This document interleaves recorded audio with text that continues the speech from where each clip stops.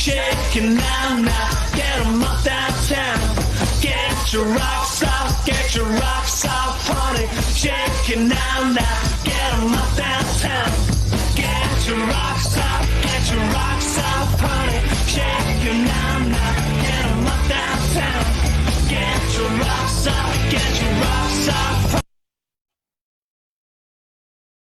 Amen. Amen. Amen. Hallelujah. Hey. Hi. Welcome to the live LUF Lounge. Hello, everyone. We're live. Hey, Stu. Hi, guys. It's the first time I've clapped eyes on you all. Beautiful. Welcome to our front room, live and direct.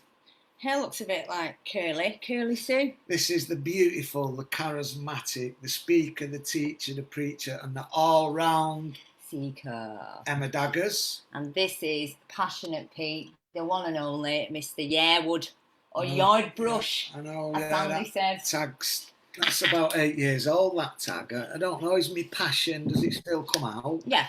Oh, I think I lost it for a bit, if I'm honest. I lost my passion for a bit, but it's coming back.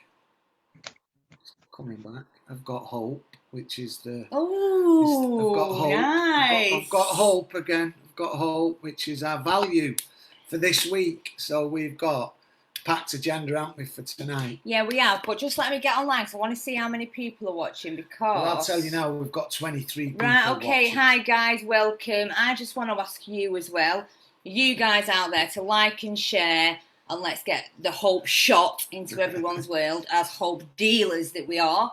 And also to ask you, and I will be asking this along the theme of the night, if what we do makes a difference. Because, we can say it, the committee can say it, or a team can say it, but it's the community that I'm interested in, my people, my tribe out there.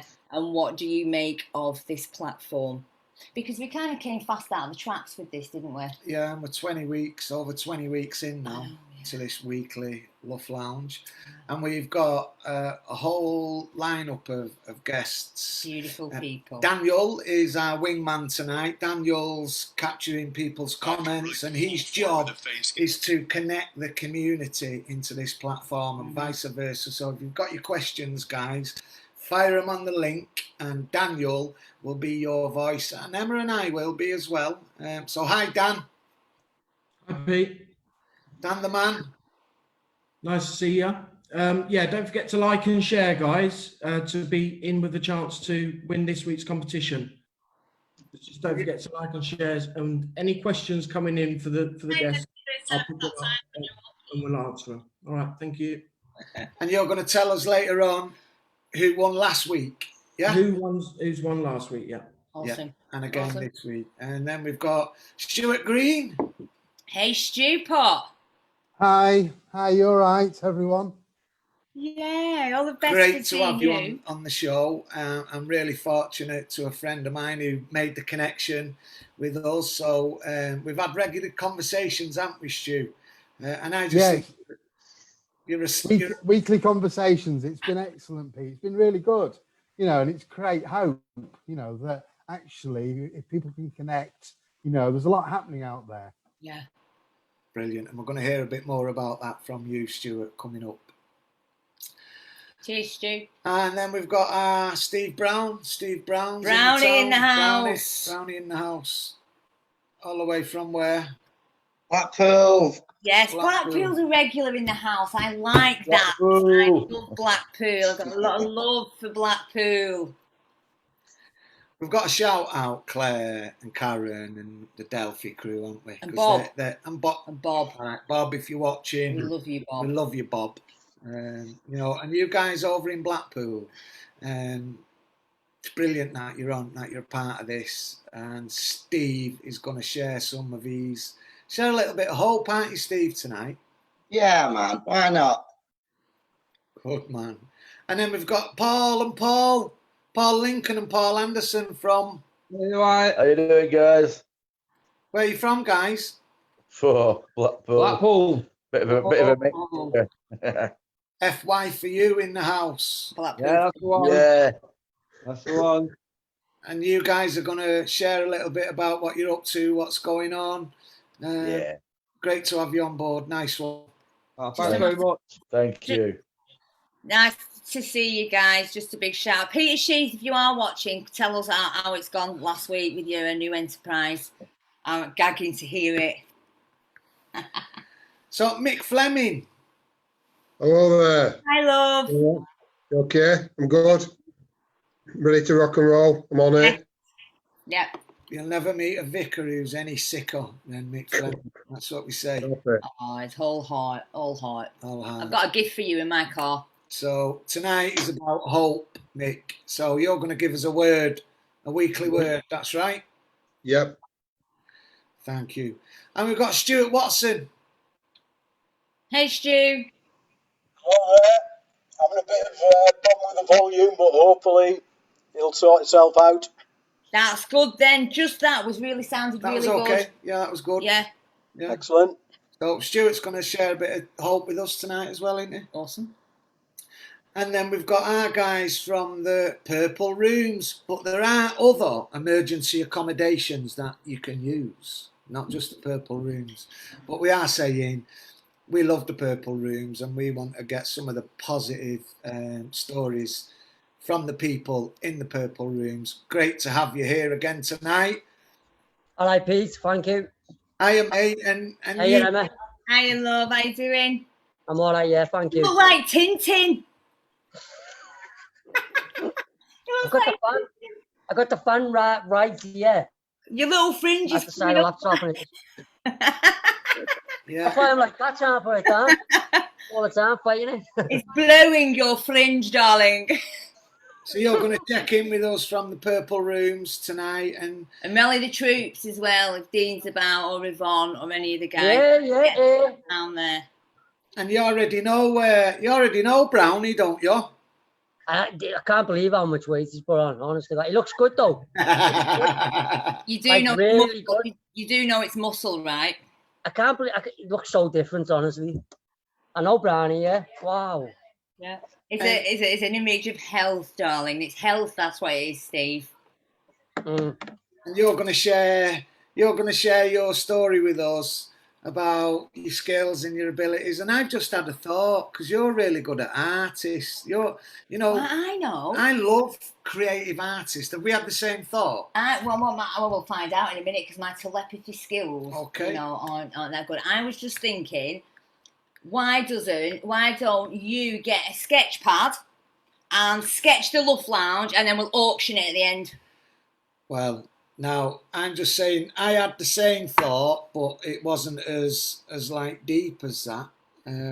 I think it's a brilliant idea. Do you want to get your sketch pad? And at the end of the night, we will auction your drawing to the community. Or if you haven't got a sketch pad, we need to get you one. We need to get him one. Yeah. I was thinking you could be our resident artist. Like it. Every week when we have people come on, you can sketch them and draw them live on air for us. How about that? The only thing we need though, MMP, is I need like materials. So if you'll let me, if we can arrange, I'll 100%. We'll have this arranged for the next live lounge. Right, okay. So what? I'll have materials by then. Do you know what I mean? Right. So this week, if you get the pad and the pencil that you need, and we can give you that back. So specifically, Emma, one more time. What's the idea we're going to do? Well, I've just come up with it, but I think it's great. You need to tell me if you agree. I thought if you come on the LUF Lounge and then you sketch the guests, or one specific one, or if the community say draw Steve, you could do Steve and then draws all, and then at the end of it, I'll probably end up buying most of them, but at the end of it, auction it off to the community. Or maybe. Oh, yeah. I'm defo for that.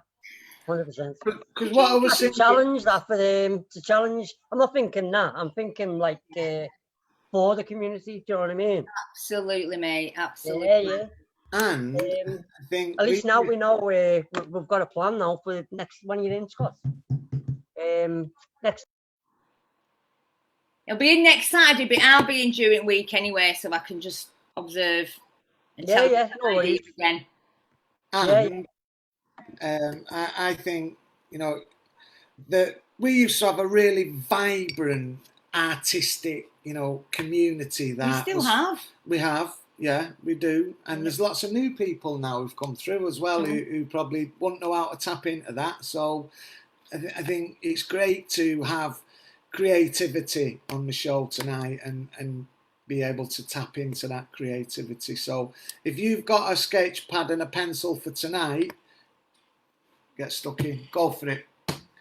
Okay. Just want to shout out to Lorna Simpson. I love this woman. She's just on the 18, a massive part of the team as well. Lorna, we've got Beth Ferguson in the house, David Simpson. We have got, who's saying hi? Daniel, Danny, hi. Paul Wilson, I think Andrew's saying hi to you, Pete. Well, shout out to Andrew. Man, hi, you're right. We've got 73 people watching. Yeah, so. And if all of those people hit the share button, not only would they get entered into the competition, but we'd have a wider reach and enable our guys to give the hope shot. Absolutely. Diane Seville, hi. Carol Lund, hey mother. Joe's in the house. Ben SOS Riley, yes, we've got an artist in the house, Ben. We need to pick that up. Andrew Powell saying hi. Kathy Radden in the house. Matt Idol in the house. Hi, Matt. Christine Barker, hi, Christine. Paul Wilson, keep them coming, guys. And that's Daniel's job. Yeah. Daniel. Dave, I am in the house. Hi, Dave. You got to jump in quick, Danny, because you know we need to let people know that they're watching, that we're looking, we're listening, we're here. I'm here. And I think the like and the share button needs to be hit as well. So, Mick Fleming, can I ask you a question? Is a church a building? No. Do you want me to go into the rant? Yeah, tell me. No, it's not a building. So a church is the collection of people, but it's not just the people, it's what the people do. So it's the hands and feet of doing God's work, and that's what the church is. So in Matthew 28, there's a directive. Jesus speaks and he says, go out and make disciples of all nations. But it means go and tell people they're fucked and they need some help. That's what Jesus would have probably said if he were talking in plain language to addicts. You're fucked. You need me to help you and change your life. So the church is going out and telling people about Jesus so their lives can be completely changed and transformed. It's about giving hope. It's not about money. It's not about buildings. It's about the power of love in Christ and knowing that sometimes you're going to have to suffer. So the notion of suffering becoming love. And that's what the church is. Some people have had a bad experience with religion, and I know it switches off a lot of people. And we was having a conversation with some practitioners this week who was very, very assertively, wanting to put forward their belief of not believing in God. Is it about God, or is it about connecting with people and showing love and support? I think that for me, it's about knowing the things I can't do. So if I can't do certain things, I couldn't get myself clean. There's certain things that I can't do, but yet they happen.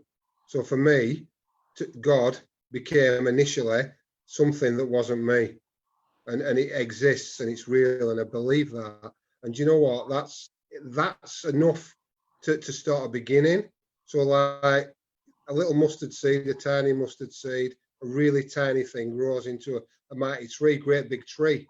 And you only need a tiny bit of something that isn't you to grow. And that's where faith begins. So you don't have to start with, it's Jesus and you're going to die. Do you know what I mean? It's like that will scare people off. And that's what churches do. Churches have historically destroyed people, but that's religion. But Jesus sort of not about religion at all. It's about a new way to live your life. So.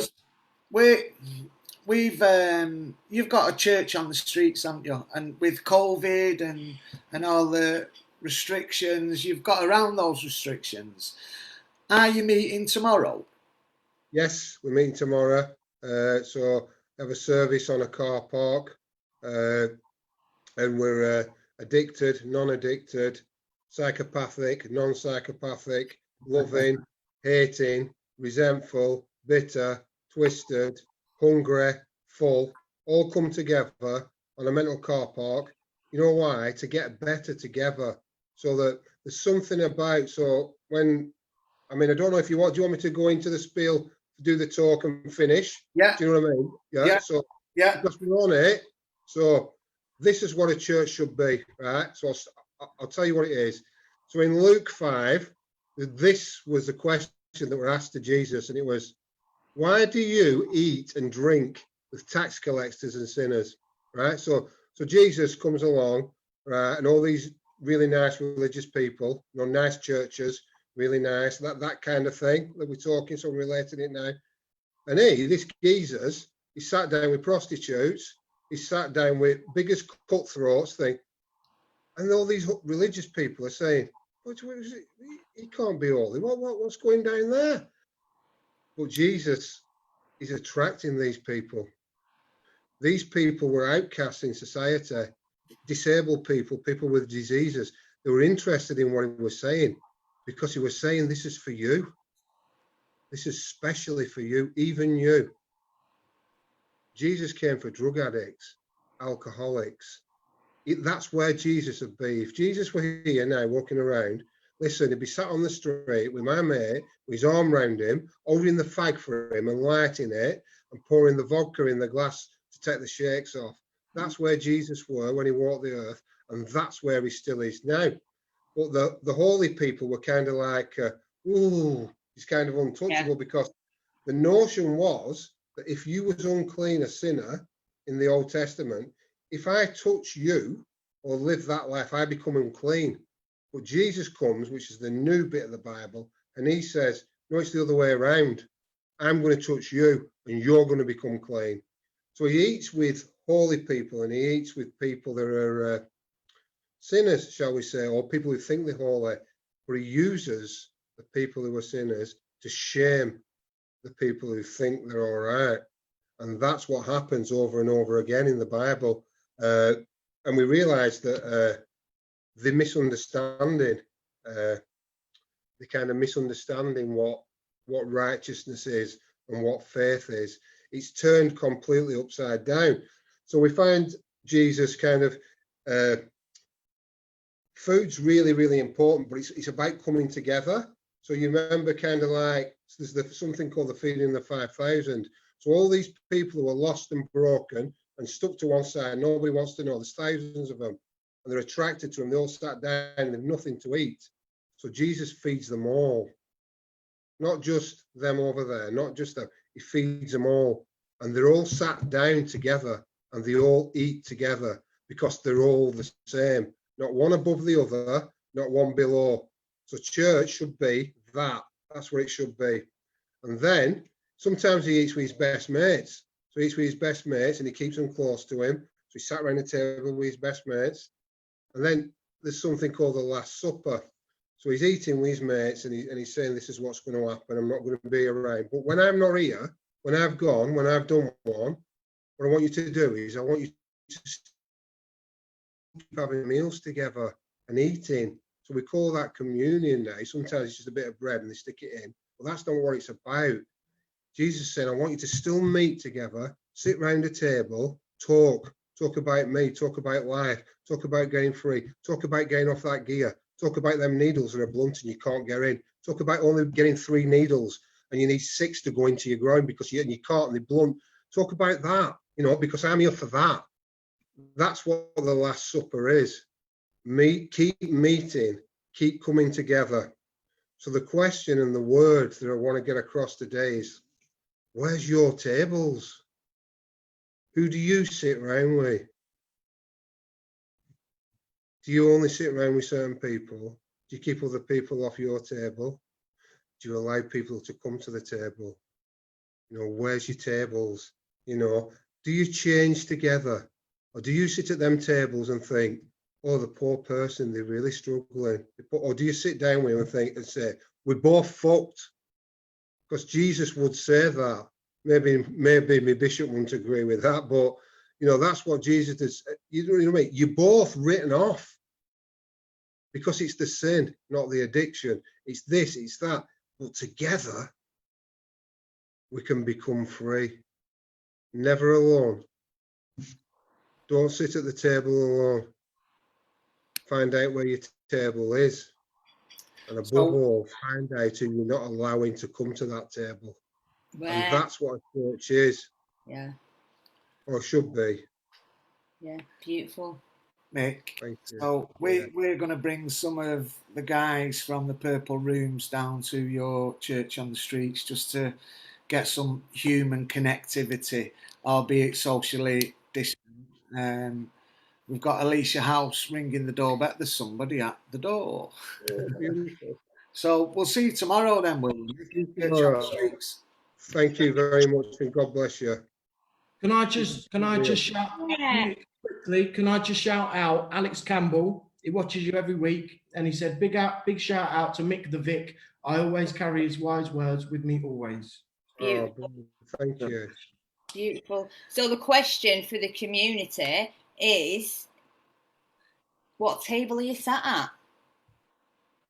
And who's round your table? I think it's a great question. Yeah. I have many tables, many. Yeah. Beautiful, Mick. Thank you. There's no worse a feeling though, is there? You know, when somebody blocks you from sitting at their table because you don't fit into their perception of what you should be like. Me and Emma came down and witnessed. Was it Wednesday night? You know, I think the work you're doing is great, and we're going to get one in Preston, aren't we, Mick? Yeah, that's the next. So we've got one in Barnoldswick this Sunday. Yeah. We're going to want one in. We're going to want one in Preston. The Reverend Emma will be on it. So we're serious. You know, there's no messing about here. God's in the house. We're kicking doors in for Jesus, and it's happening. It's not just a dream. It's real. The table's going to be really big. And nobody is far from that table. Nobody. Yeah, baby. Yeah, it's exciting. Church on the street in Preston. We have landed and we're planting. Wow. Yes. So we've got 64 people watching.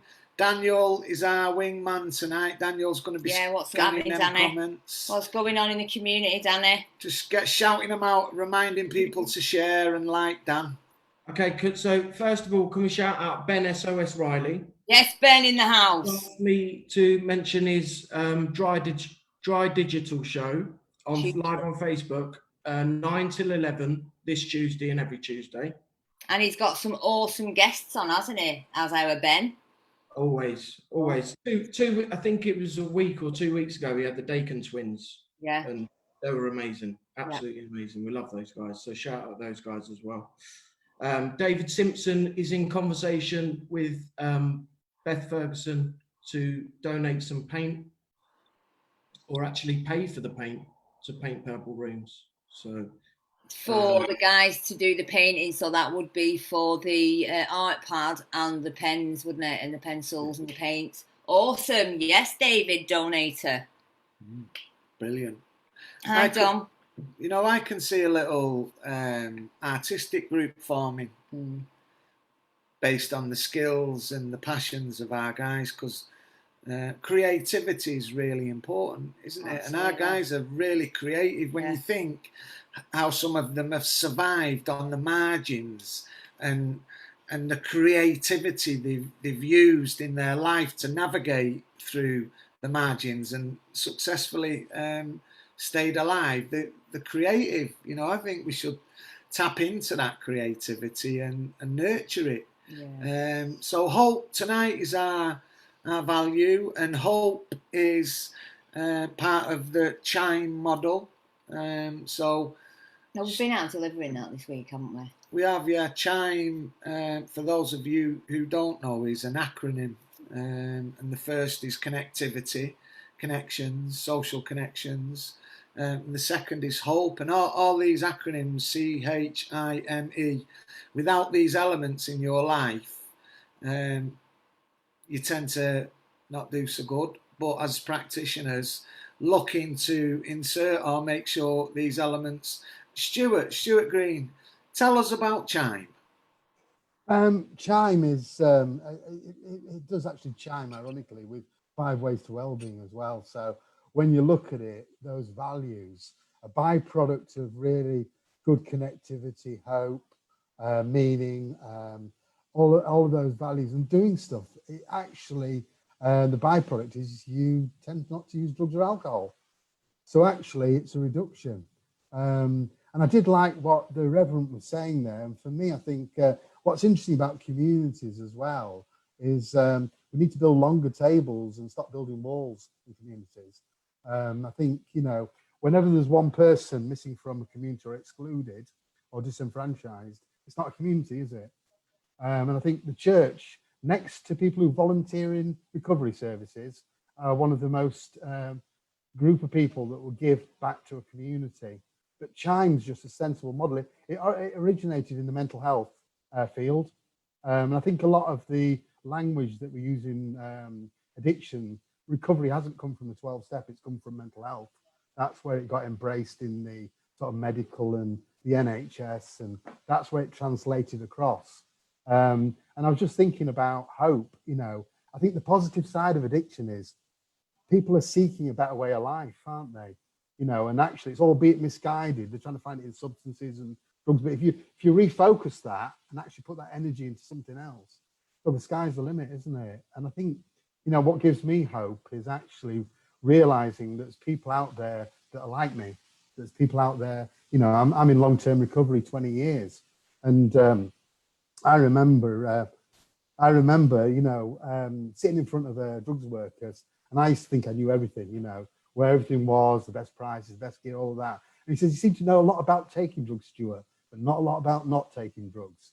And I thought, God, you know something, you're absolutely right there, you know. And actually, I've made it my ambition to do something different. And that's, I think, as addicts, and I love the art stuff because we are very tactile. We, you know, if you tell us that fire burns, we don't believe you, have to stick our hands in it. So we've got to get involved in stuff. I think arts and crafts is always really good because we express, and I think often when you see people coming into services or into buildings and they're emotionally charged and not communicating, that's because they don't know how to communicate. We're using the wrong language, we're using the wrong terminology. And, you know, art's a great way of expressing yourself. And I'm a crap artist, I'm stickman and stuff, but at the same time, you know, it's, you know, I think a 5-year-old could do better than me at art. But the point is it isn't about, you know, something hang up in the art galleries necessarily. It's about how you express yourself. And often I think in addictions or in recovery, one of the things about communities like this is that we value people. And if you feel valued, there's hope that actually you can put something back in. So, but well, thank you for inviting me today. You know, and it's great. You know, there's a lot of fantastic connections here. And, you know, you look at COVID, the world's hopeful that we'll get through this. Yeah. As addicts, we're hopeful we're going to get through addiction. And, you know, the bigger part of fear is hope. If you've got hope, you know, you can do it. Yeah. Just a few things there, Stuart. First of all, while we've got a few viewers, I just wanted to ask the community what they're getting from the LUF Lounge, and if they can put that in the comments, because we're 20 weeks, we're quite a few weeks in now, aren't we? And it's like, is it serving a purpose? You know, is it not? And the best people to ask is our community and the people that are watching. And secondly, Stuart, you mentioned then about language, which is sometimes a barrier to communication for me. And just this week, training a team of professionals in the Chime model. Does their organisation, does their team Chime? What I found personally was our language in this sector, in our lives, in the community, we talk about hope and connectedness. Quite often, most professionals don't go that deep. You know, and I do see myself as a professional. We are professionals, but I mean, we've kind of got a level of awareness because we've worked on ourselves and we talk that language. And what I found was to deliver the training to some people to look within themselves is a real struggle. Yeah, because I mean, you know, people create silos, don't they? And you know, as Cormac would say, smart people do dumb things in silos. And actually, if you're not careful, you end up excluding people. And I remember when I first started working in the drug and alcohol field, and someone said an acronym and I don't know what it meant, and I was too scared to ask. But I'm not today. If I don't understand something, I'll ask, you know. But it's almost like people create their own language, so they feel like it's tribal or it's part of that institution. And at the end of the day, you know, people are in institutions, and sometimes there's unhealthy connections. People are drawn to needing to help people, and if you haven't got the right support in a helping role, you can do a lot of damage. And actually, you know, it's been classed. People can experience helping as violence if you're not careful. Stuart, one of the reasons why we was able to deliver the training, the healthcare, the mental health practitioners had listened to a presentation from David Best around Chime, and they recognised that was something that they needed to learn more about. So I suppose it got me thinking that people do form like tribes, don't they? And they feel safe within those communities, and you know, we know when we're around the purple rooms, we can engage with that group of people better than anyone else.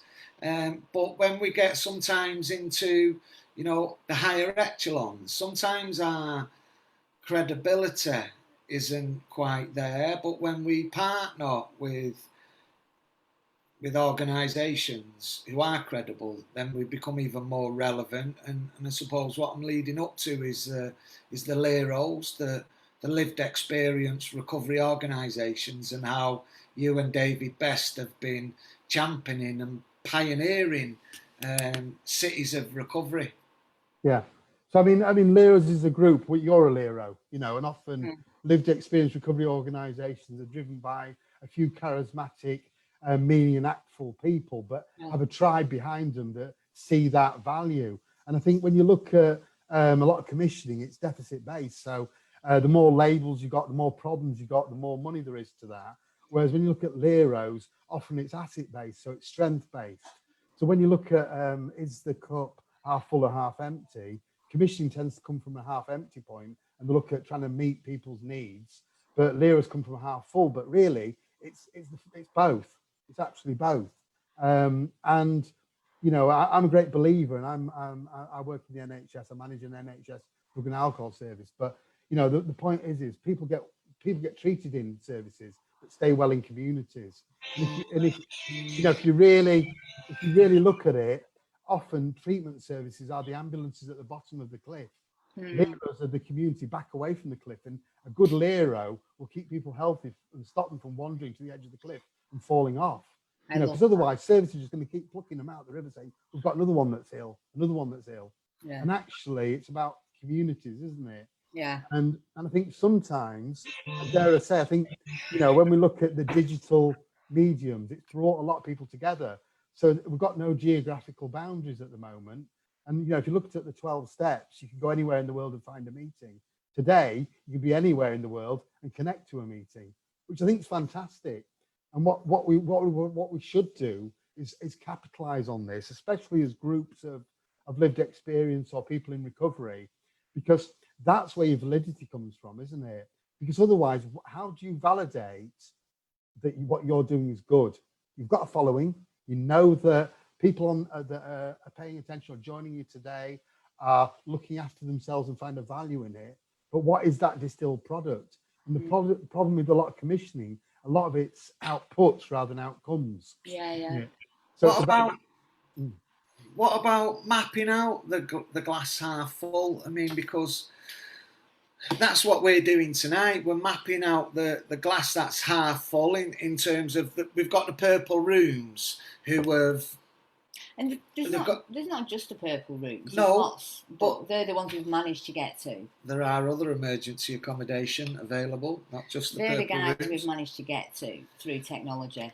Yeah, but there's a lot of other people we engage with. There is, and there are. You're right. I suppose what I'm saying is, though, in the chat, Stuart, somebody's come forward. We've had a conversation. We've spotted skills and talents, and someone's come forward and said, I'd like to donate in the chat. I mean, Dan, are you picking this up? David Simpson. Yeah. Yeah. Yeah, so he's Tell us. he's asked how much it costs to paint purple rooms. I think he's willing to donate to get that done, which is fantastic. Fantastic. So I think there might be some confusion, but David Simpson, you know, just get in contact with us and we'll pick it up outside of this. Yeah. On the back of what Stuart's just said, can I just read a comment from Neil Harrison Scott? He's put, respect people, connection and hope from each other. We cannot do it alone. We need each other's empathy and support to keep us motivated and moving forward, especially when we find it tough. Excellent. And Paul, Patricia Grady has said as well, I'm glad you are here. Thank you for answering my question, Pat. I'm glad you're here. I have referred myself to Horizon last week, so Blackpool again in the house. So nice one, Patricia. And we've got a girl on there struggling at the minute, Leanne Moore. So Laura and Bev are picking her up and signposting her to our groups. Awesome. Big shout out to Roland Bradshaw in the house. God, I go back with Roland. No, the sisters are really sticking together on this platform, aren't they? And the women that are coming forward, the support they're getting is fantastic. Well, this feeds into what Stuart was just saying then about we have an international platform now, don't we? I was in Jerusalem the other morning in a meeting. I love that meeting. And they do in Israel as well. I go to a What Is Good About Today meeting at 7:30. It sets off the week beautifully on a Monday morning, and I'm planted right in the middle. And that's in Israel. It's awesome. So, you know, we have got such international connections right now, haven't we, Stu? And I think we need to capitalise, because when you look at it, you've got Collective Voice, you've got the Substance Misuse Provider Alliance. But where is us as a community? We used to have the Methadone Alliance for those that go back into the 80s and 90s. And that used to be kind of the service user voice. Yeah. But that collective will give the people that use services and also the people that are in recovery the opportunity to say, look, this is how we see it. Yeah. And not just the nuances of each area. I think one thing that's really we should capitalise at the minute is how communities are very nimble and responded to the position around COVID and isolation. And there's a lot of trauma happening at the minute because people's social capital has been reduced, hasn't it? Because they haven't been able to get out and all of that. And I think, you know, this stuff is what's been keeping people well. Yeah. So it kind of needs to be a resurgence rather than a reset back to something that we've had before. Yeah. So I think there's loads of opportunities, but you know, we need to move on it. Yeah, we do. I'm totally with you on that. It would just be the moving in what direction. I was talking to you the other day, wasn't I, about a leadership meeting and bringing everybody together. Hopefully having the autonomy to do that and being accountable in doing that by sitting on a board. But I think there is something about bringing it all together and looking at how you mentioned capitalising on it. Like, how would we do that? They're the conversations that I would want to have. Because we're more than capable. Leaders are emerging. Absolutely, they are. I mean, and in the state of the sector at the minute, some of the stuff that's out there, Jane Carroll Black's doing probably the most significant review of drug and alcohol treatment services that you'll get since the drug strategy. And I think it's fair to say, don't shoot me, this is Stuart saying that, the current drug strategy had no new money in it, so it had no new legs. So I think there's an opportunity at the moment, and I think she's certainly consulting at all levels, looking to change the way commissioning's done, the way services are delivered, but equally, where do lived experience or recovery organisations or LEROs, and they're in the Orange Book, they're in all the guidance, and best practice does say that they should be there helping and supporting people, which it gives that inspiration. And people get slipstreamed by people doing well, don't they? When people are well, there's something about that kind of slipstream and contagion, which, there's been studies, and, Professor David Best has done it, that the workforce that work in addictions aren't much healthier or weller than the people they're treating. So how do you promote hope or inspiration? Something's achievable. So you know, and I think you guys, fantastic, big on you. You know, Yeah. this to me is a hopeful space. Yeah. Hope, transmit hope shot. Is it a question? I mean, does that question even get asked? You know, have you got hope? What are your hopes? And we've been discussing it, haven't we? Yeah.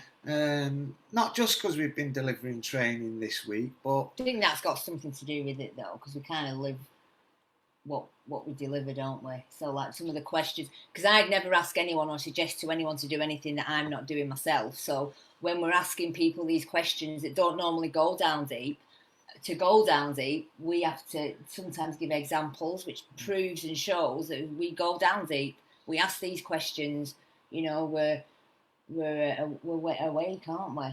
yeah, we've never changed that direction. That's been the same from day one.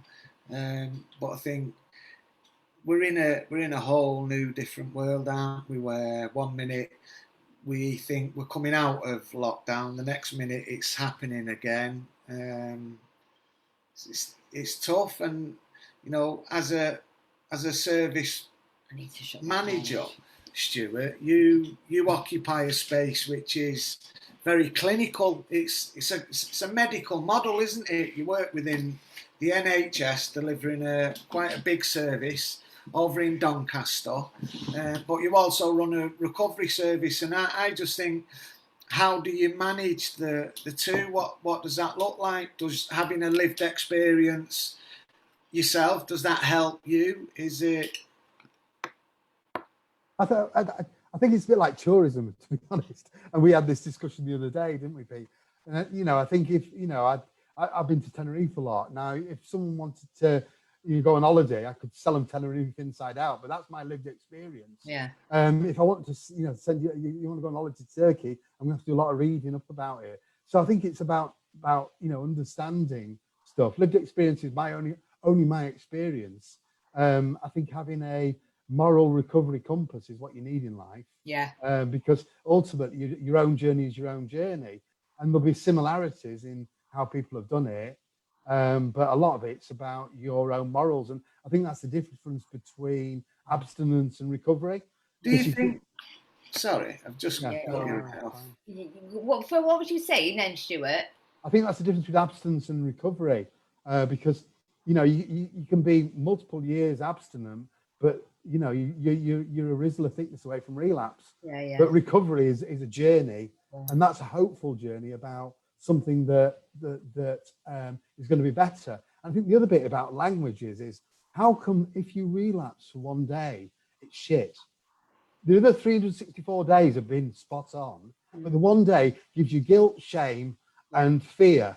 Yeah, but the hope is that it's better to have tried and failed than not to have tried at all, isn't it?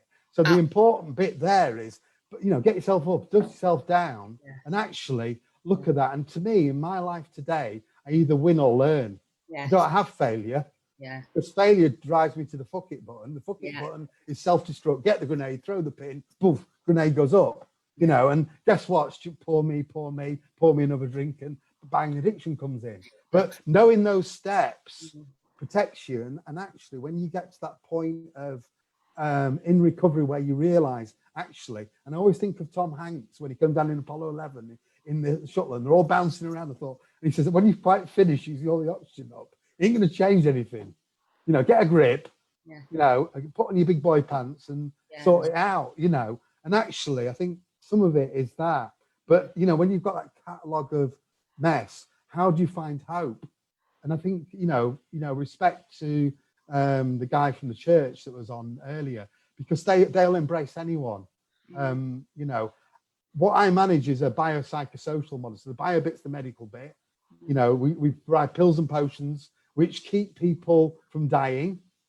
The psycho stuff is all the one-to-one and all the kind of group stuff, but the social bit is your peers, your social contagion, it's your volunteers, your mentors, it's all of that kind of stuff. And it is a big treatment system. I got 1,500 people on substitute prescribing, but you know, when you look at it, the size of the treatment system isn't how well a community is, it's how many other services around, no, groups of Leros are around it doing well. And when I came back and started managing this service, we had one 12-step meeting a week. Now we've got, I think it's 12 or 13, and even a Polish NA. Even though they've gone online at the minute, we're not doing any face-to-face. But the way Leros and the community have responded during this pandemic, that's hope. I know. This I was saying this right at the beginning, wasn't I? The resilience that we've had emerging, the world's falling apart, and we're all triumphing, you know, and getting results. Claire, really, hi love, is asking Stuart, what's next for recovery services? What's next? I think it's about a united voice. I think we need to look at really challenging statutory services about, is it spray on recovery? They're using these words, you know, we've got a recovery care plan. Has anyone sat with any individual and asked, what is your hopes or ambitions about your treatment? It's going up and down 5 mil on methadone. That's not hopeful. No wonder you use drugs on top. You know, OST stands for opiate substitution therapy, not opiate supplementary therapy. If you're using on top, something's going wrong. Usually there's not the, you know, they don't. I had this conversation before lockdown, because my thing was that people didn't know about optimal dosing. They had no idea. You know, it was like, right, do we need to educate? We need to educate people around the Orange guidelines. Well, what are they? We don't know about them. Well, you need to know if you're a consumer of service. I mean, 65 mil and above is your optimum dosing, up to about 80, because then it saturates. You see, this is the medical bits, and whilst it's great, it doesn't keep you well. You know, people get treated in hospitals but stay well in communities. You know, you don't want to have someone lay on a hospital bed for the rest of their life. You want to get them up and out and about, and that's what Lyras are really good at. And the only problem with methadone, and I will say this, the thing with methadone is it's the only therapy that if you have more of, you have less chance of becoming well. Every other therapy you have, you'll get, the more you have, the better you'll have. And I said this to Pete the other day. The difference between social capital and financial capital is, if you spend both, one you'll have more of at the end of it. I love that. So he was using that. He was using it. Social capital and financial capital, and the more social capital you spend, the more you get. And like today, I've met some great people already. You know, and I always remember, I'm showing my age now, I used to watch that Why Don't You? And, you know, if you stick yourself in front of the television, you used to watch it, Emma, I can tell now. You know, and he used to say, why don't you get off your ass and do something different? You know, and that's the bottom line, you know. Misery loves company, innit? So if you sit in groups of people that are miserable about being hopeless, hopeless is really quite a stuck place and quite a depressing. And absolutely, and this is why it was so important to get laptops into the hotel, because we was opening up a space for the guys to get introduced to a digital platform and introduced to mutual aid and introduced to us lot even through lockdown, and that should be available in every single emergency accommodation. We've got a cohort of people together. Why wouldn't you expose them to the hope shot? You know, deal some hope in there. Sorry, if I'm looking distracted, I've just worked out how to share to everyone's group. So it's like, if you have ever at you, Lodge. if you've ever asked me to join a group, then now you're going to be hearing about the live LUF Lounge, because every group on my friends' Facebook connections will be hearing about this. Stuart, could talk to you for hours and hours and hours, and we often do. But we have got another 5 people on the lounge tonight as well. Thank you so much for being a part of tonight, and hopefully we'll see you again soon. So feel free to stick around, Stu, and just hang out with us. Hang out, you know, contribute, put in as and when. Bring Danny in for the community. Danny, what's the guy saying, love?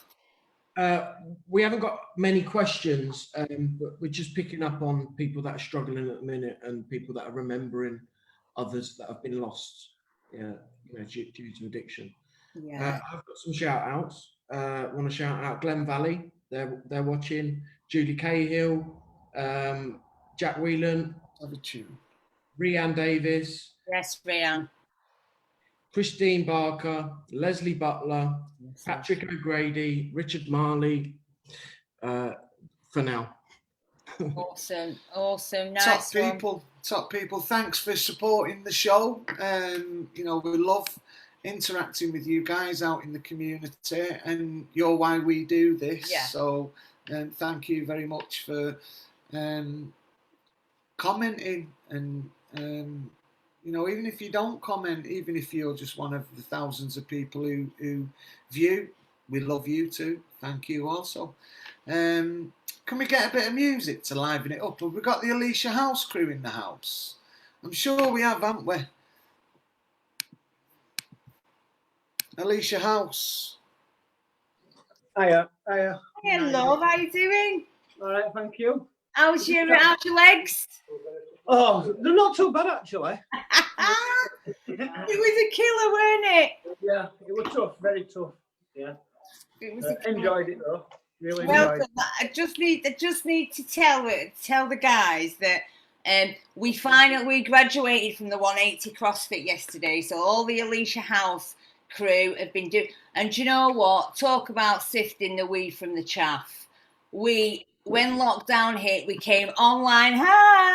We came online and we started CrossFitting online. That didn't stop us. We still carried on. We had no equipment. We still carried on. Yeah. And we all graduated yesterday by doing a Murph, which was an absolute beastly workout, and we all finished together. So well done, you guys in there. You are all looking crisp as well. So well done, guys. Did you guys graduate as well? Yeah. No, only a few of us did it actually. But How many finished? Low rate comers. Sorry? How many actually finished? Just me. Are you joking? Yeah, there were a few doing it because they were, they had to miss a few sessions, so they were just doing it as and when they could. You see. Oh well, do you know what? They tried. I remember being 15 at one time. I told you, siffing. Yeah. Oh, but well done anyway. Alicia House. You guys are going to sing us a song, is that right? You're going to play some music, rock down in the lockdown. Yeah. Awesome. Sorry?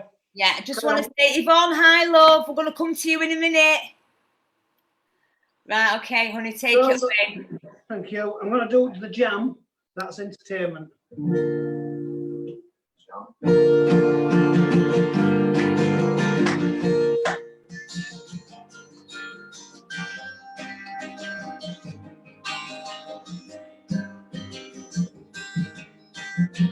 Always got a screaming siren. You must tell out in tough countries. Baby, moving straight up howling. Keep your legs on the light blinking. That's entertainment. That's entertainment.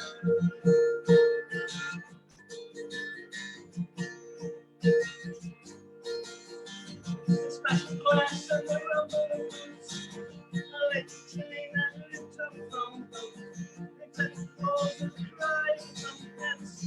going out and they keep the ball. That's entertainment.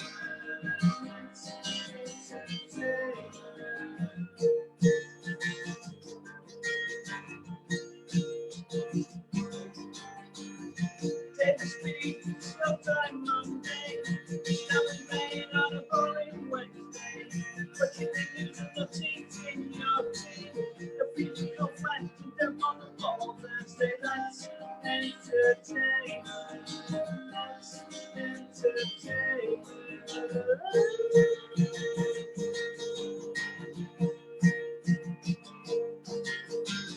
Two lovers kissing in the scheme of midnight. Two lovers kissing tranquility and solitude. Getting kept and shoving on buses. Living your feet about slash feet and then I say that's entertainment. That's entertainment.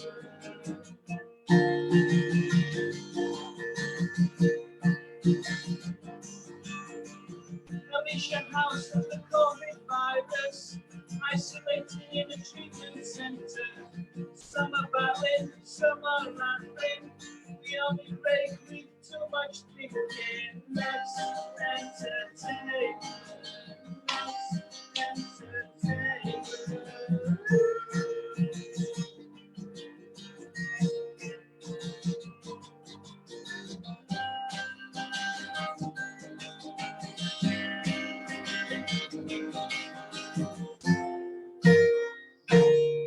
Yeehaw! Brilliant. Do you know what? Whoa! Do you know what? Do you know what you need to do next time you play, which is going to be at the end? Just move back a little bit because the sound was muffled. Right, okay, thanks. I love Paul Weller. I love Clive Council. Put a bit of your own flavour in there as well, didn't you? Yeah. Thank you. Thank No, you. right, Is that a Bradford accent? No, Halifax. Halifax. Yeah. Oh, so good to see you guys. Thank you. You. Just for our viewers then, if you don't know what Alicia House is, do you guys want to describe what Alicia House is? Yeah, we're a treatment centre in Corn. Getting people clean, getting their lives back together. This place has done a lot for hundreds of people over years. Yeah. Me, especially for me, I'm truly grateful for this place, manager, staff. I'm 9 months clean this week. Nice one. Yeah, it's got my life back together anyway. Yeah, alcohol, drugs, get people clean, get their lives back together, get them back into mainstream life, and get them back into the system again. And you're doing it all shoulder to shoulder. Some are rattling and the rest are battling. That's the one. Good one. Great to have you. Thanks, guys. Thank you. Are you going to stick around and play us another song? Yeah, we'll do. Brilliant. Pete, can I just come in quickly? Alicia House, right at the last minute, supplied someone to play, and I just want to say a massive thank you to Nigel and the guys at Alicia House. Thank you. Is that big Colin Boardman in the background? It is. Yeah. Do you gain a lot of love, guys? Danny, read out some of the comments for Alicia House. So Emma Ibbotson is saying Alicia House, missing those guys while I'm stuck at home. Yeah, man. Neil Harrison Scott is saying respect Alicia House, brilliant. Lorna's showing love. There's so much love. It's love for you guys out there. A lot of love. Hey. And we love you dearly. Please give Carl our best. Will do. And just on that, should we just come to the purple rooms a minute? Just while we're looking at Alicia House there, I've just noticed. Purple rooms. Past, Is Yvonne?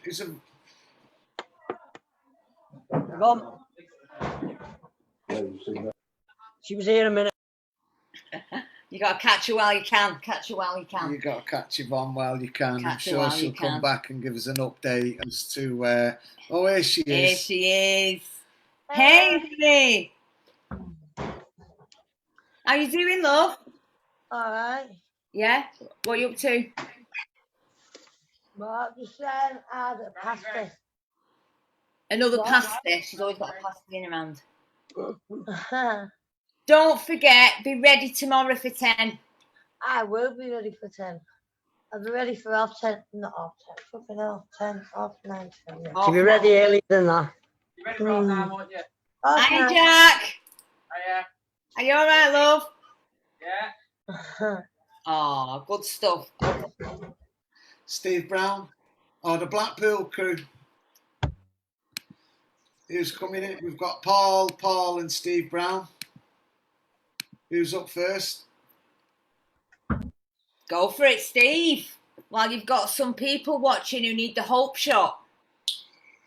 Yeah, why not? Hi everyone. Oh, Johnny Mac has just joined live. Shout out to Johnny Mac. I think if the theme's along hope, I was just thinking while everyone's talking, and you asked the question before, what is the LUF delivering? For me, this stuff lights me up. I'm the same as Pete when he said sometimes I lose my passion, sometimes I don't think I'm grateful enough.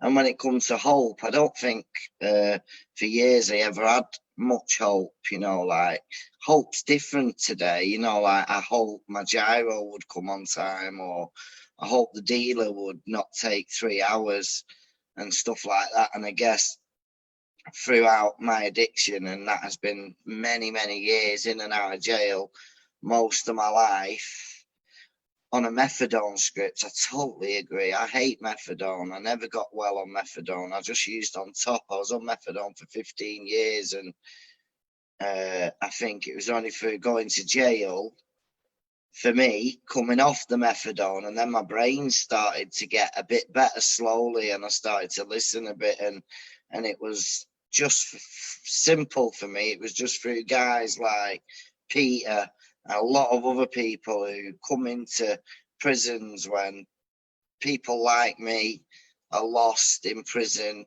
don't know what's going to happen when they get out. I've got no hope.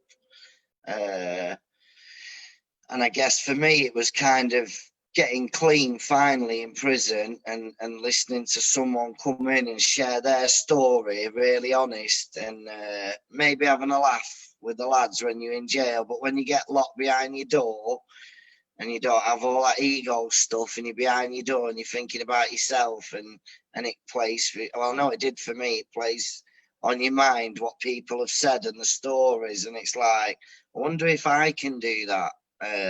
And I guess it's just that little bit of hope what's needed at a certain time. You know, there's been people talking about, I got a little bit upset earlier. There's a few people online saying that they've lost people to addiction and stuff like that. And I've done that.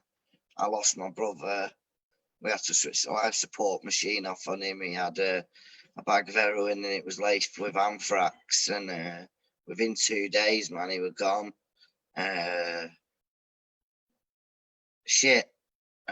Most of my friends have died.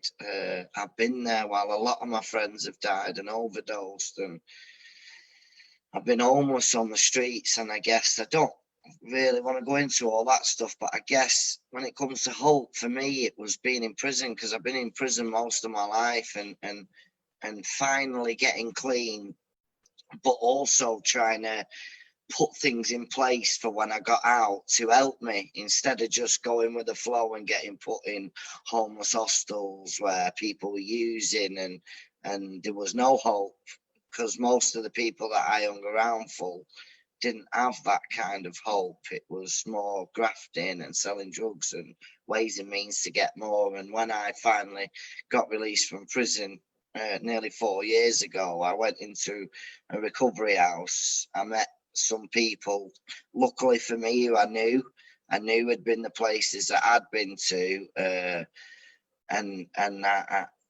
for me, you know, I don't know about anyone else. Go and find your own recovery. That's all I would say to you. Whatever works for you. Mine's total abstinence.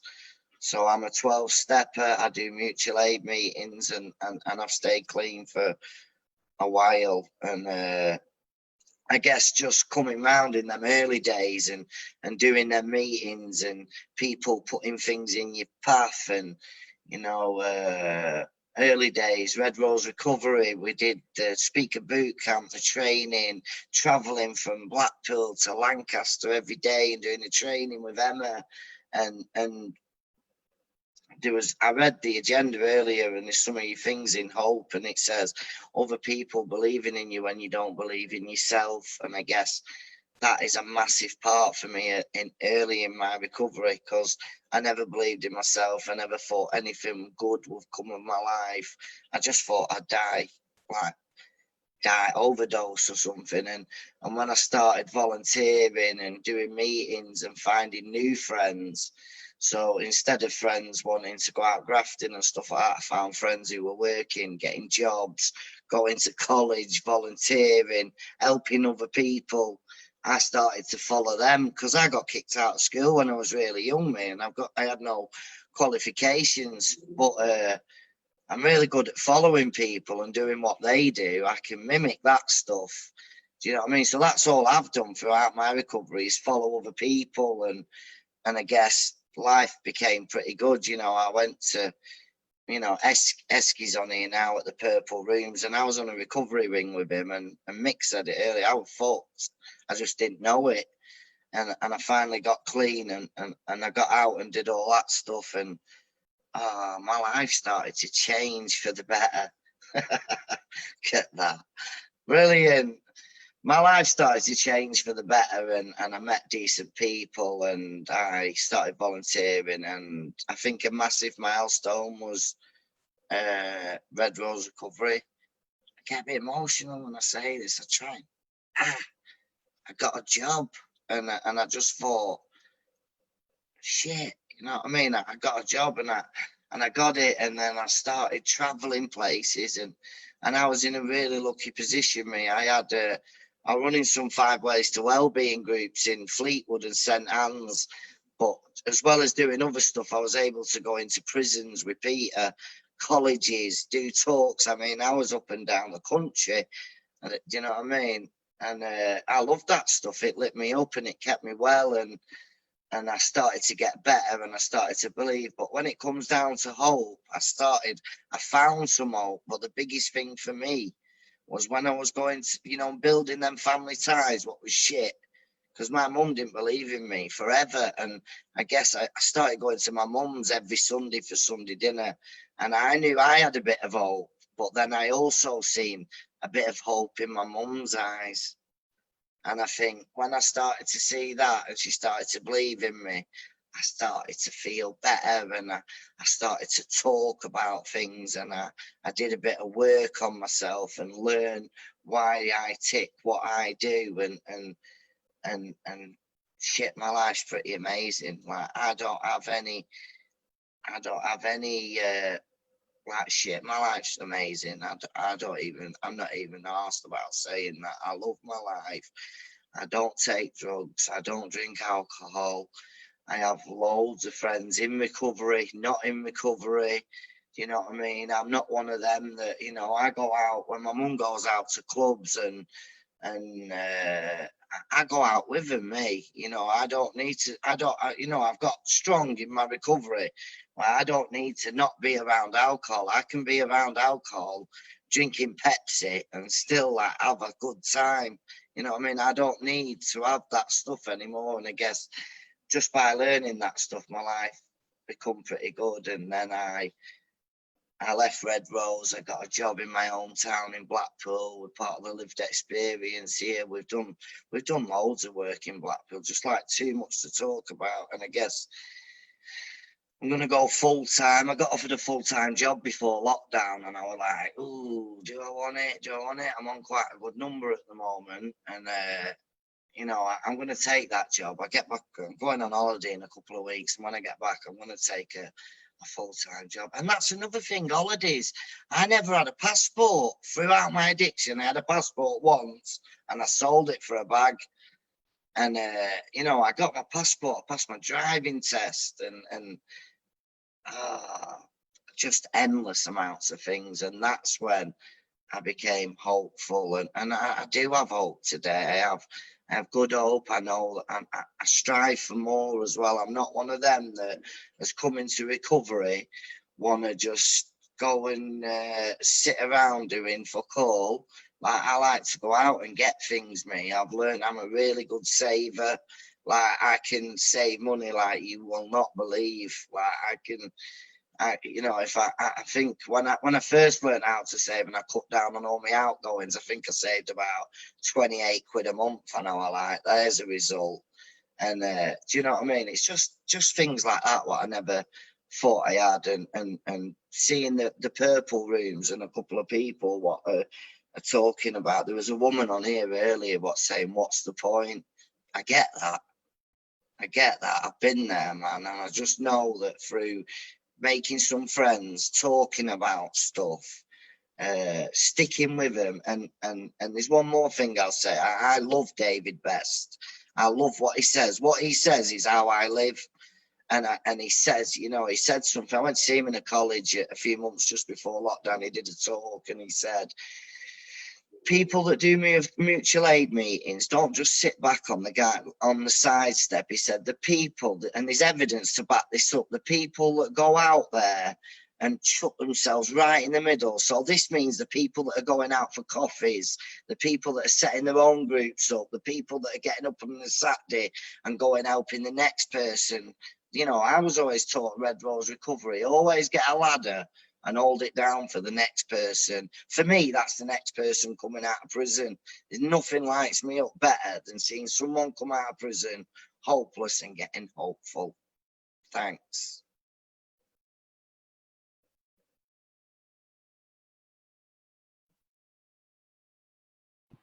Thanks, Steve. Heskey was drawing some pictures there, wasn't he? Heskey, show us the picture you drawn. Just hold it up to the screen. Oh, awesome. See, it's great, isn't it? Is that a prison officer?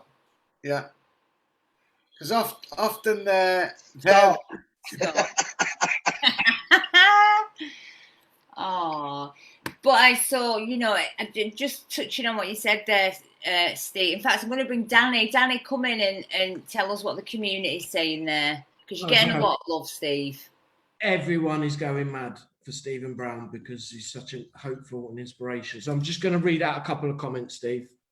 So Joe Duffield says, "Go on, Steve. You're looking well these days. I remember our life in the past in Blackpool, mate. Top lad." Alex Campbell, yes, Steve, very inspirational story. Credit to you. There's so many. Yes, Stephen Brown. This is Neil Harrison Scott. Yes, Stephen Brown, brilliant, mate. What you give others hope by doing what you do. Well said, mate. There's too many. But yeah. Oh, Johnny Mac, nice one, Steve. Lorna, you're an inspiration to her. What Lorna, and this is another part of what I was going to say as well. What Lorna loves about you is you don't keep what you've got, you give it away. And you're open always. So you've gone from hopeless to hopeful to helpful. No, at first I didn't give it away. I wanted to keep it all, man. Of course, darling, of course. Do you think it's important that we next week we've got a prison-specific live LUF Lounge aimed at going into HMP Garth and Wymot? Do you think it's important that we consider those guys and think about have they got hope or not, and how can we give them a little bit of hope, Steve?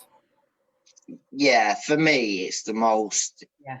It's the most important, and if I'm asked to do anything along them lines, I will, because when you're in prison, you're not hopeful, you haven't got anything. And I guess if people like you, people that I know, are not going into prisons and getting that, not, you know what I mean, no one's going to get any hope. I got some hope in prison and I changed my life. Yeah. And since then, I've met a lot of other people who've also got that and have changed their lives. And without that, yeah, this goes back to what I was saying the other day about hope is, you don't get hope sat on your own, isolated at home. You get given hope of an individual, of a person. It doesn't just. So it's a gift. It's a gift. You know, the hope shot comes from another individual.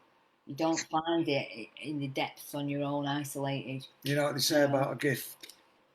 A gift isn't a gift it's given till you receive it. Yeah. So thanks for giving the hope shot tonight, Steve. I know you touch a lot of people. You've touched a lot of people's souls, should I say.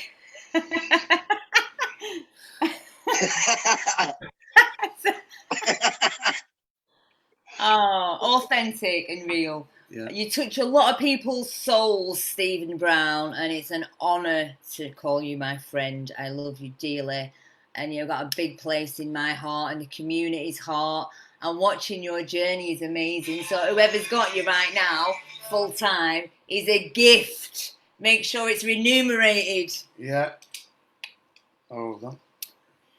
Thanks, Stephen. Thanks, Steve. I just want to say hi, Roxy. Roxy in the house. Nice one. Oh, Claire Illy. Stephen Brown heard so much about you. Well, here he is in the flesh, and he will be coming in the prisons. Are you multitasking, love? Yeah. Right, so that means he's listening in his headphones. Okay, I'll tell the guys in Purple Rooms that there's a chap who's donated £100 to the Purple Rooms. So already, the idea we've planted has come to fruition. So that £100 will be used to buy artistic material. So we've just resourced an idea. Yes, and we've birthed an idea. And actually, what you can do is be the leader of that group, an art group. What do you say? Is talking to me? Sorry, Emma. Yeah. Yeah. Hey, I just want to say thank you, whoever that is. Wow, David Simpson. David Simpson in the house. Wow, that's seriously kind. You know what I mean? Well, we've got a challenge next week, haven't we? Do you know what I mean? So, coming very, very, very handy. That we've got to get that £100, and then we've got to transfer it into art material so that you can then do your art online. So that's I'm very. Yeah. But here's a thought. We've already got. You're on mute. I just want to say thanks to David Simpson as well for helping out Purple Rooms. Really appreciate it. Yes, man. And what we can do there, Jack, is get Eske to do an art group in there. Yeah, to do an art group in there. Definitely, yeah. Awesome. It's all coming together. Because I was thinking we've got a peppercorn pot of money. There's the building recovery, innovation chest. But actually, we've already got everything we need in the just keeping people busy as well, innit? Yeah. And it helps a lot, because you get a lot of people gathering around the car park and stuff, just twiddling with the thumb because they got nothing else to do, have they? Yeah. So finding stuff like that is a brilliant thing to help with Purple Rooms, and Heskey will be definitely good at that. Oh, but I'm happy. I'm very happy with that. I mean, get big paper, big, A3 or A2. Bigger the better, I always say. So I mean, I can do some amazing stuff. As long as you leave a picture of me, I'll be happy. Yeah. You said we was having a conversation with you, and you was saying, because of the stigma attached to the group of people who are in the Purple Rooms, we're frightened that as a business we won't come out of the other end of COVID because clients might not want to partner with us. And I just thought there's a couple of things there. One, that there's not a great deal of sympathy for society because they don't understand the issues. They think people choose to be in that position, and they don't understand actually they've got a lot of trauma, they've not had the same education, parents, life chances. But if we can highlight some of the brilliant case studies, some of the great work that is going on around that, I think like tonight we've seen lots of people will come forward and say we want to get behind it. Yeah. It's a good thing. Yeah, definitely. It's good. It's like the Banbridge community at first when coronavirus started. Like you said, there's a lot of stigma, and there's been local community pages where we just got slated left, right, and centre. But it eased as the months went along. I think they just got used to the fact, and there's been less issues and stuff. But like you said, there's always gonna be that little name, but you just got to deal with it, haven't you? And you just carry on and just do what you're doing, helping out people, because we're not doing a bad thing, and it just that's it. It'll come out in the best for us. So. Yeah. Me and Emma was just watching Heskey before, and we were saying he's hooked, he's transfixed, we've got you, you're on it because you can see it. I think you've got a bit of hope for your future, Heskey. Oh, I hope so. Yeah, definitely. I mean, the next step is just getting a gaff and then working on trying to stay completely abstinent, for the future. Yeah. Do you know the other thing that Steve Brown was saying, what was really powerful, was getting a job. I got a job. And he was like, I got a job. And then we're listening to him saying, yeah, I'll take a full-time job.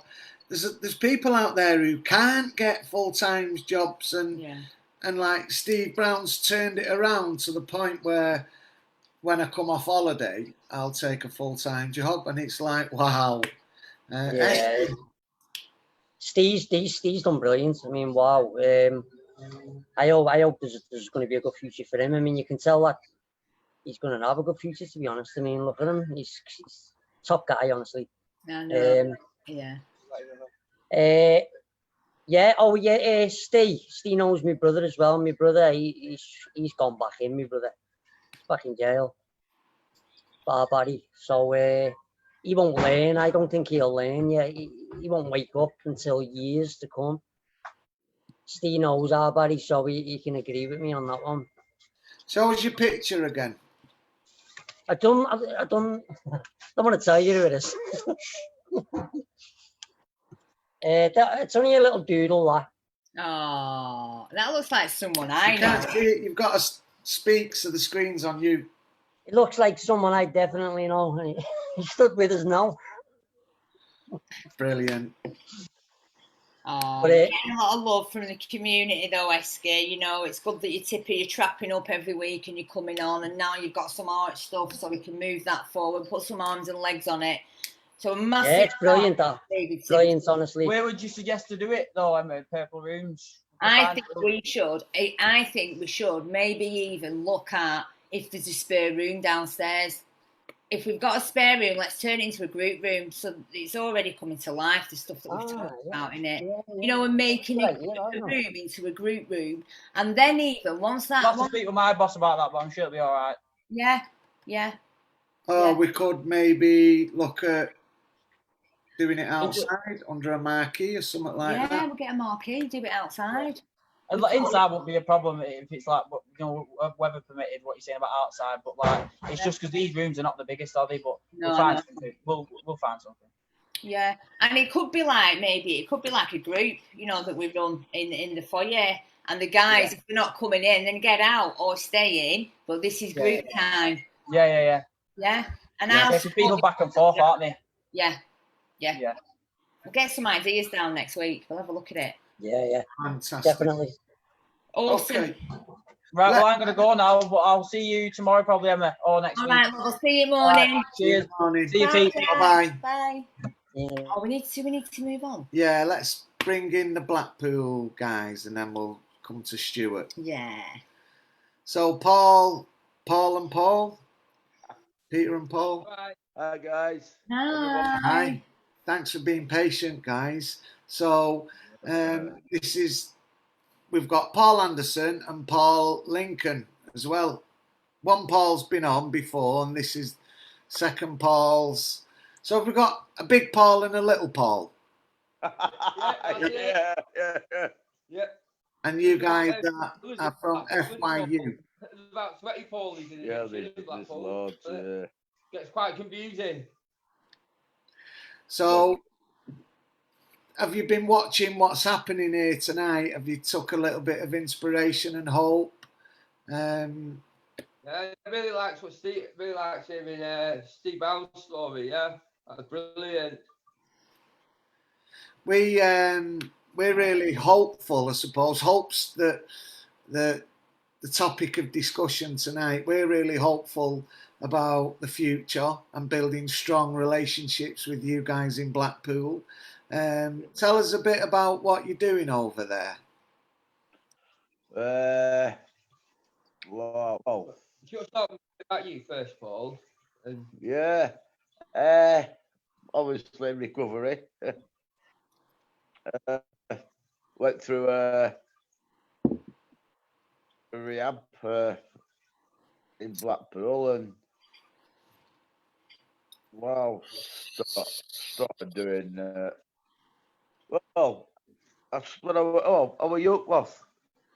started like at early age. Just I was talking about what I did, just a quick do or what. Well, you've been doing some volunteering, haven't you, with yeah, Blackpool Food Bank. I've been with them. I didn't know it's just over a year. Drive for them and pick up food up at all hostels in Blackpool. We go from St Anne's up to Fleetwood, Flip Marina Hall. It's good. It's just great stuff. I've done a lot of different jobs, and food bank, volunteer work. It's only one where I've never had a day off. That's good, isn't it? I'm not getting money. I'm not getting wrecked off my head, and I'm not like having an excuse not to go in. I go in. It's great. It's volunteer, and it's about time I give back instead of taking.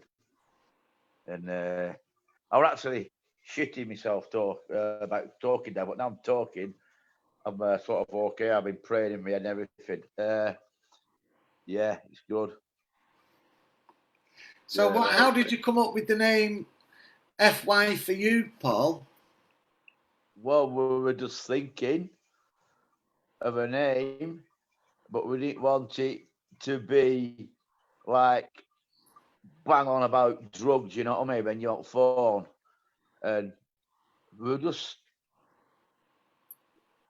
on phone to each other, just or on this Zoom, whatever it were, and thinking of different names. And I went, FY1, FY2, FY3, FY4, FY for you.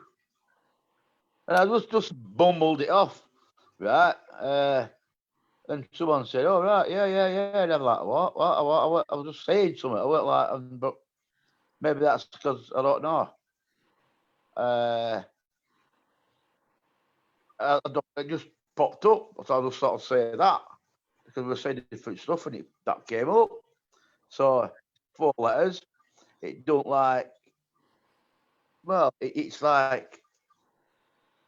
Well, it just does it, doesn't A it? little bit cheeky as well, isn't it? Yeah. So FY is Blackpool, isn't it? Yeah. Yeah. And So it's it's for kind you. of It's for anyone who. FY for Anybody you. in Blackpool, out of Blackpool, anyone who wants help, anybody who don't understand. I didn't understand it when I got into recovery, and I'd like to, the little bit I've learned, I'd like to pass it on to somebody, like that little seed they're on about, Yes. growing into a big tree. And what is FY for you? What do you do? What's your hopes for the group? It's for people in addiction, recovery, families as well. Just give us some hope, Paul. Just people in recovery of all forms, really, not just drugs and alcohol. No, it's just... Blackpool's got, we've got mental health, people recovering from abusive relationships, sexual abuse, things like that. They often cross over, and it's a neutral place where people can come and discuss with other people who've experienced these things. Yeah. How you want to deal with it and get treatment, whether that's through 12 steps, through a rehab, through whatever way you choose, really. It's giving a more a friendly user interface to it all, really. Brilliant. Is this my guy? Is this the guy? Is this my guy? Yeah. I absolutely love you. Yeah. You're the service user rep over there, aren't you? Yeah. I'm the wannabe activist. Yes, there you are. It's just come to me now. So who's the goose? The goose. That you? The goose. Oh. Yeah. Like when I was in recovery, I'm like 53-year-old now, and for 45 years, I kept secrets in me. What I couldn't talk about. And when I was going to this daily rehab, wow, I can talk about anything in front of anyone now, and I don't feel dirty or sick or whatever, because it weren't me. They were the sick person. They was ill, and I talk about it, and it's good because I never used to talk about anything. Well, when I was younger, but now it weren't my fault. It's part of my life and my journey, and I don't let allow other people, because someone helped me, because I can't. I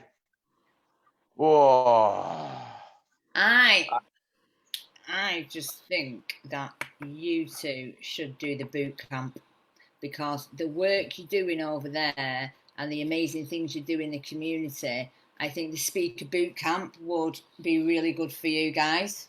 What do you think, Brown? Fantastic. What's that about? How Sounds to good. speak publicly and land a message. What, Boom! Just like that. what do you reckon, Steve Brown? Why, get it done, man. Best thing I did. Found out some of my values. Found out I wanted a job. Yeah. I didn't even know. I didn't even know I wanted a job. Get on it, and you get more confident in yourself. Learn how to speak in front of people. And Yeah. I love speaker boot camp. Yeah. I loved it. Yeah. Well, we did 6 days. We did 6 days together, didn't we? But the boot camp was only one of the 6 days. But I just think it'd be really good for you, and maybe Paul, some of your group as well. So if Claire Riley's watching, or Karen Brown, or anyone like that, Bob. and Bob, don't forget Bob. We Don't love forget Bob. Yeah, let's get the boot camp over there. What do you think, Paul? I think get my name down. My name's down. That's the goose. You're the goose now, Goose. What about goose. Paul, little Paul? He'll do whatever he'll do whatever he's told. Yeah, he'll do it. You boss. Yeah. Yeah, I'm well up for it. Yeah. Yeah, it's great. Definitely. How do we go about it? You need to speak to Claire Riley or Karen Brown, and I think they're watching. Just ask them now. Yeah. Ask them live on air now. Right. When we started this boot camp up, you got 2 first people here who want to start helping, so get it sorted now. Please. There you go, Claire. You've been told. If you don't mind. Come on, stand up, Claire. Have you got like about 8 people, between 8 and 12 people? We'll get to them. And it's not like saying no. We've got a core of about 3 or 4 that are, and then we've got Claire as well that are helping us at the minute. But it's ever expanding. Of course it is. So 3 or 4 and 5 and 6. So that's 6. That's a lovely number, that, for boot camp. You'd get extra. Claire Riley's coming live. She's landed. Yeah. The eagle has landed. She's saying, yeah, let's get it done. You heard it first. Live on the LUF Lounge. Okay, she's on it. So expect Nice her down there. Brilliant. Awesome. Oh, nice. What do we do at boot camp? Well, we'll tell you all about it. I think, you know, me and Emma. Yes. Because it's Thank you you, guys. We'll do that one together. We'll tag team that. We'll tag team together. You get the best of us both. Because I suppose what we want to do is see you guys flourish. Yeah. And grow. And you've got a couple of catalysts there, a couple of people doing the community, planting the seeds. You just got to water that now.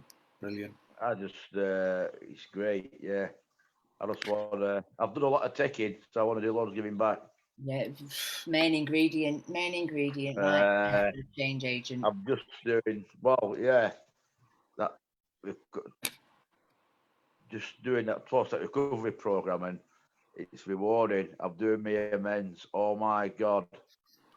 I've just had it's just good. It's like, it's better than a bank. You can't rob off the steps. Yeah. No one can rob it, only yourself. If you don't put it in, you don't get it out. A bank, anyone can rob it from a bank, but they made the steps. Only person you can rob is yourself. Brilliant. Dan, have we got any comments coming in? Not where that came from, actually. We've just got people shouting out Speaker Bootcamp. I mean, I've done it twice and I loved it. I just wanted to shout out last week's winner. So we've got Delise Holland Radcliffe watching. She was last week's winner. If you want to get in with a chance of winning, you need to like and share it, and you'll win a £20 voucher for the supermarket of your choice. So get liking and sharing, guys. We're on 129 shares at the minute. Let's try and push it to. Excellent. So we've got Roxanne, who said, I loved Speaker Bootcamp. Oh, It's hey, ace. Roxy. And Emma, I've done Speaker Bootcamp. It was brilliant and I'd love to do it again. Is Emma Robertson in Blackpool? Emma, let us know if you're in Blackpool or not. think she's in Burnley. She's linked in with Alicia House. Ah, excellent. Right, okay. Okay, awesome. Well, we'll try and make that happen for you guys. It looks like Claire's already said it's happening, She's on so brilliant. But before what it is, I've got a service tonight. So we have to get NA, off. so I've got to go. Yes. Got to go and do my duty. You have, Stay you blessed. have, Goose. You have. Thank you Okay. very much, guys. With a newcomer. One flight. Hi, guys. See you Thank later. See you later.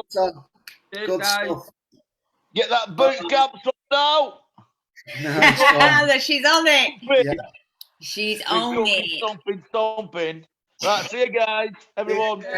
Bye bye. You. So, Bless you all. should we I don't know, we've still got 34 people tuned in. We've got Steve Watson who's out. Let's have a sound check, Steve. How are we doing on the sound?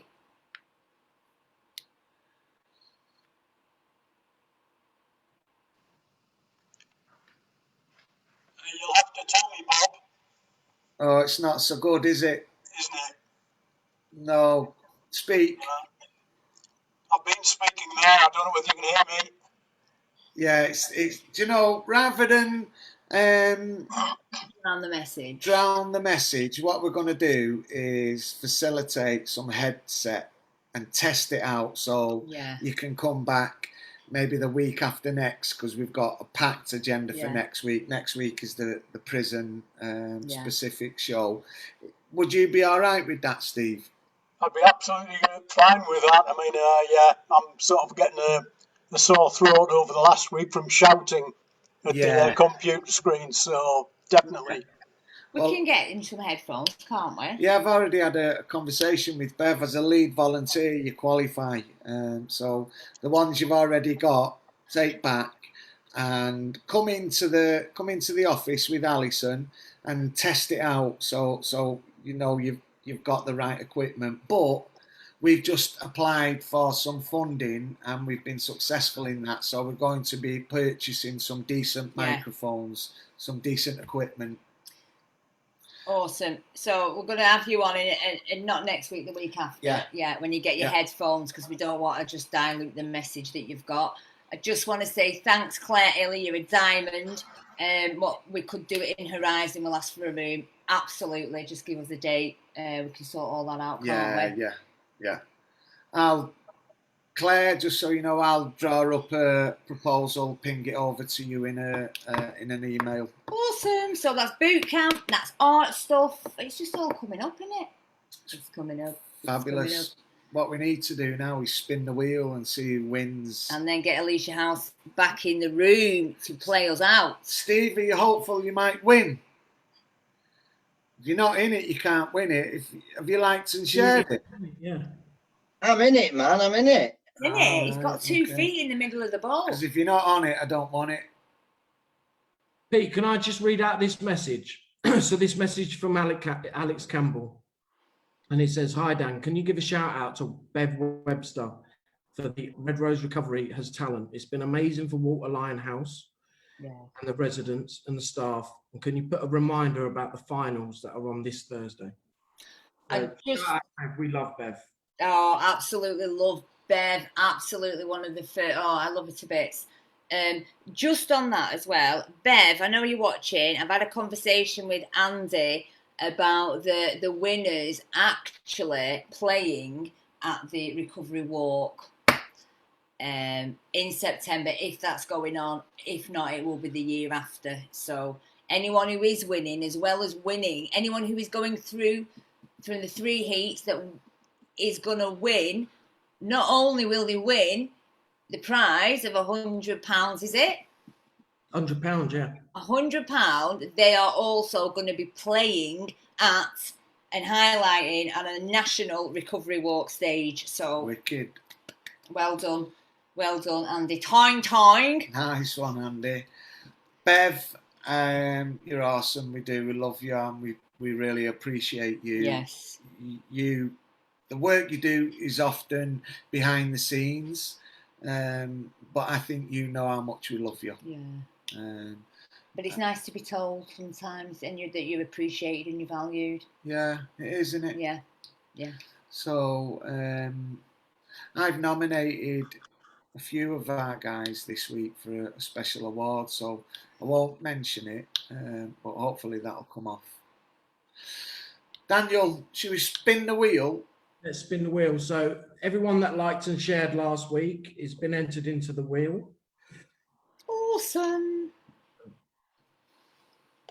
We need a tune now, don't we, just to Dun, badge it up a bit. dun, dun, dun, dun. Dun, dun, dun, Dun, dun. dun, dun, dun, dun, dun, dun. Oh, what about this? Dun, dun, dun, dun. Dun, dun. There we go. Right, let's get ready. Drum roll, Emma, please.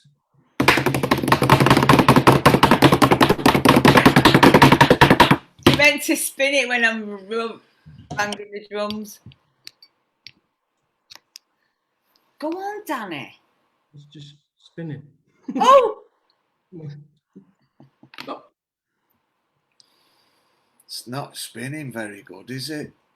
It's All stuttering. the names, Pete, that's why. All the names. Wow. Oh. There we go. Oh, No, Michelle Hanley. It's not finished yet. Michelle Hanley. Yes, Michelle. Brilliant. Michelle Handley. Awesome. You are the Fantastic winner. live again, Emma. Thank you. Emma and Peter from Lorna. Thank Michelle you, Lorna. Handley. Can you tell Lynn and you as well, Lorna, to tell Michelle that she's won the spinny thing? Do you know Michelle? We know Michelle. Michelle's in the groups. Yes. All right. So, well done. Well in, Shell. Well Well, done. in. Well in. £20 will be winging its way. What's the next steps then, Daniel? How does Michelle get a £20 voucher? Lorna, I think, is on it. So maybe talk to Lorna there, Danny. Yeah, I don't actually have access to the vouchers. It's Glenn. So it's Glenn who does that. Yeah. Okay. I'm just filling in for Glenn. Glenn is the main man on this show. Yes. And next week we will have. It's a prison theme, isn't it? We'll have a prison theme, but what we want to do is, I suppose, be able to report back who won the voucher and just some proof that they've got it and maybe what they've done with it, if they've passed it on or spent it. That's where we're aiming to get. But yeah, next week, guys, is the prison show. Yes. So, if you've got thoughts on it, we've got some ideas, but if you think, you might know someone who we've maybe not thought about, who should be on there, touch base. It's like we want more connectivity, we want more ideas, we want more people getting involved. So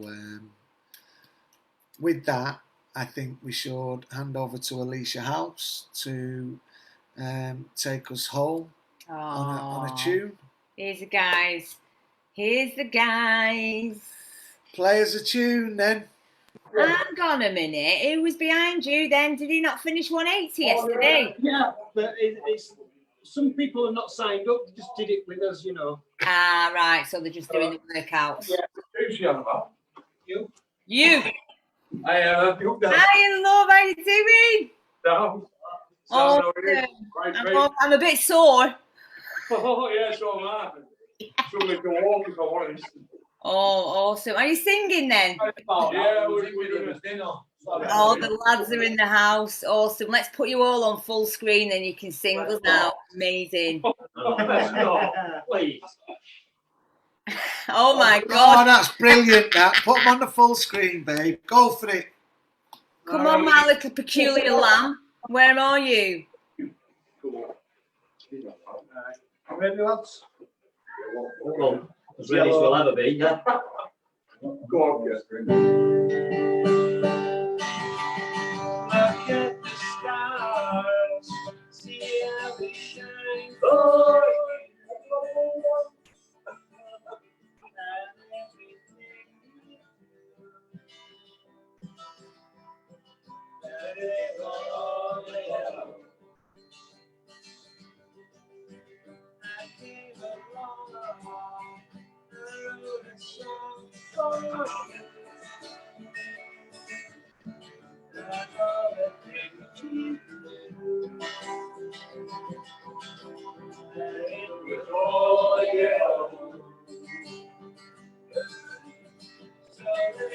took my time. Oh, what a picture of love. And it was all yours. You never ended up so careful. Your skin, oh yeah, your skin is more turning to something beautiful. You know I love you so. You know I love you so.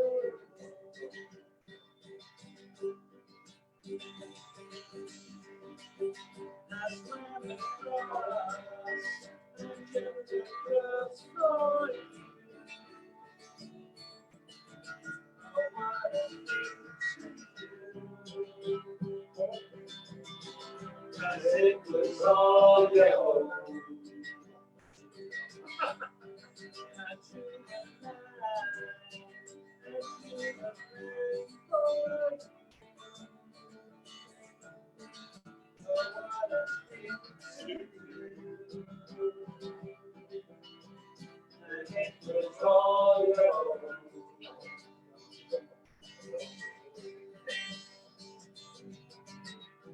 Your skin, oh yeah, your skin is gold, turning to something beautiful.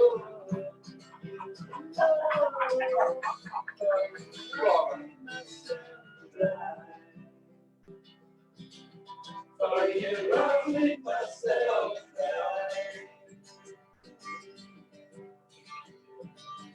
It's true. That never shines for you. That never shines for you. That never shines for you. Look at the stars, see how they shine for you. Yeah, and everything you do. Look how they shine on you. Wait.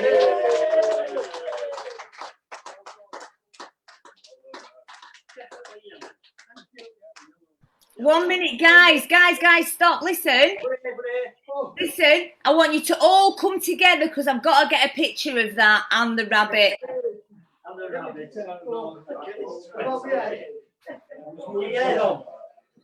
Come on, get yourself sat down. Let's get a picture.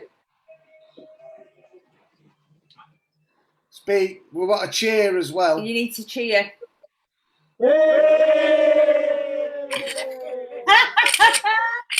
Awesome. Thank you. Brilliant. Thank you, guys. Oh, I love you all dearly. Thank you so much. Right, that's it for this week. Yes. Thanks for allowing us to be a part of Gatecrash, your living rooms. your living rooms. Yeah.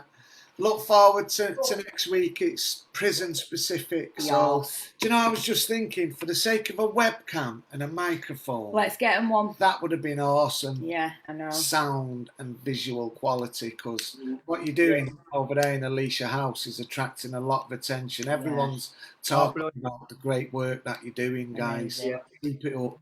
We love you dearly. Yeah, it's saving a lot of lives, this place. Yeah, it is. Maybe think about, applying to Red Rose Recovery for a webcam and a microphone. Yeah. So you decent piece of kit. That's it. It's like I often get a bit feared up when I do something on these, because I've seen people that are a lot better than me and sound quality is not that good. And Zoom meeting, I think, wow, if only we had better, because this is a media platform, it's not an entertainment platform, is it? So, the people that are really talented don't do them much justice. Yeah, and that's why this should be an investment, definitely. Yeah. Definitely. Thanks for coming on tonight. We really appreciate it. Yeah, we do. I can't wait. I enjoy doing it. Oh, taking part that counts in this stuff. It is. Thank you very much. Thank you, Daniel, Steve, Stuart. Thanks, everyone. Stuart, you're coming on in a couple of weeks. Take care, guys. Till then. Bye. Bye-bye. See you later. Bye, love. Bye.